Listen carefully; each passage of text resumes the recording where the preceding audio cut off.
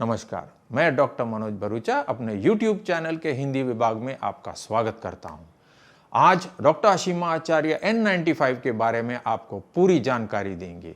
कैसे खरीदें, कैसे पहने रखें, उतारें, सैनिटाइज करें और रीयूज करें। आओ देखते हैं। आज हम N95 मास्क के बारे में बात करेंगे। इस मास्क को हमें कैसे पहनना चाहिए, कैसे उतारना चाहिए और यदि ज़रूरत पड़े और हमें इसे दोबारा इस्तेमाल करना हो तो किस तरह हमें इसे कीटाणु रहित करना चाहिए।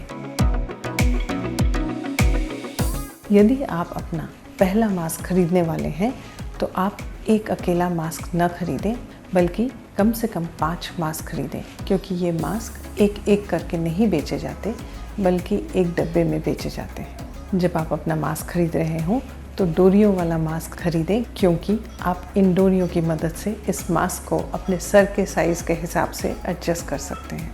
इलास्टिक वाले मास्क न खरीदें, क्योंकि उन्हें कान के ऊपर पहनना पड़ता है और आप जब ज़्यादा देर तक उन्हें पहनते हैं तो हो सकता है कि आपके कानों में दर्द भी हो जाए। यदि आप दाढ़ी वाले व्यक्ति हैं तो शायद ये मास्क आपको अच्छी तरह से फिट नहीं होगा। मास्क को पहनने के पहले आप अपने हाथों को साबुन और पानी से अच्छी तरह धोएं और बाहर या अंदर की तरफ हाथ लगाए बिना इस मास्क को डोरियों की मदद से पहन लें। जब आप इस मास्क को पहनते हैं तो शायद आपको सांस लेने में कुछ दिक्कत महसूस हो सकती है और अंदर की तरफ सांस लेते समय यदि मास्क 2 इंच तक अंदर की तरफ खिंचता है तो इसका मतलब है कि ये मास्क आपको अच्छी तरह से फिट है और आपकी सुरक्षा करने में बहुत ही ज़्यादा असरदार है। अगर इस वीडियो में आपको फायदेमंद जानकारी मिली हो तो ज़रूर लाइक कीजिए। जब हम मास्क को पहने हों तो हमें बार बार उसे छूना नहीं चाहिए। ज़्यादा करके लोगों को सांस लेने में दिक्कत होने की वजह से लोग उसे बार बार ऊपर नीचे करते रहते हैं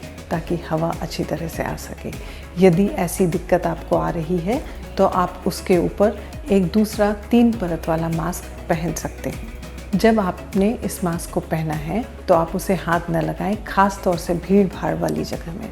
जब आपको इस मास्क को उतारना हो तो अच्छी तरह से अपने हाथ साबुन और पानी से धोकर तभी इस मास्क को निकालें। जब आप खाना खाने वाले हों या आपको पानी पीना हो तो आप इस मास्क को निकाल कर बाजू के टेबल या कुर्सी पर साफ जगह पर रखें और खाना खाने के बाद या पानी पीने के बाद उसे दोबारा पहन लें। हो सकता है यदि आप चश्मा पहनते हो तो इस मास्क को पहनने के समय आपके चश्मे धुंधले या धूमिल हो जाएं। बाज़ार में और ऑनलाइन कुछ ऐसे लिक्विड आते हैं जिनसे आप अपने चश्मे को साफ कर सकते हैं। छोटे बच्चे या अस्थमा के मरीजों को मास्क पहनने की ज़रूरत नहीं होती।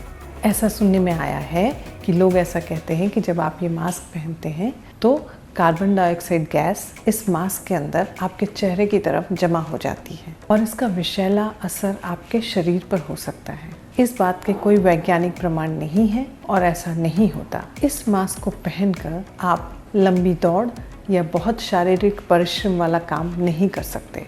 यदि आपने मेकअप इस्तेमाल किया है तो इसका दाग आपके मास्क के अंदर की परत की तरफ लग सकता है। ऐसा होने पर आप उस मास्क को फेंक दें या फिर मेकअप ही इस्तेमाल ना करें।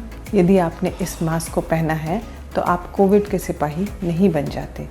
आपको लोगों से अपनी दूरी भी बनाए रखना है, साथ ही लगातार अपने हाथों को साबुन और पानी से साफ करते रहना चाहिए। जब आप मास्क निकालने के लिए तैयार हों तो आप भीड़ भाड़ वाली जगहों पर ऐसा बिल्कुल न करें। आप अपने घर आने का इंतज़ार करें और फिर इस मास्क को निकाल दें और हर इस्तेमाल के बाद इसे फेंक देना ही अच्छा है। मगर किसी कारण से यदि आप इसे दोबारा इस्तेमाल करना चाहते हैं तो आप इसे हेयर ड्रायर की गर्म हवा से या स्टीम से कीटाणु रहित कर सकते हैं और फिर आप उसे एक पेपर के पैकेट में रखकर तारीख डालकर रख सकते हैं और अगले 48 या 72 घंटों के बाद ही इसे दोबारा इस्तेमाल करें।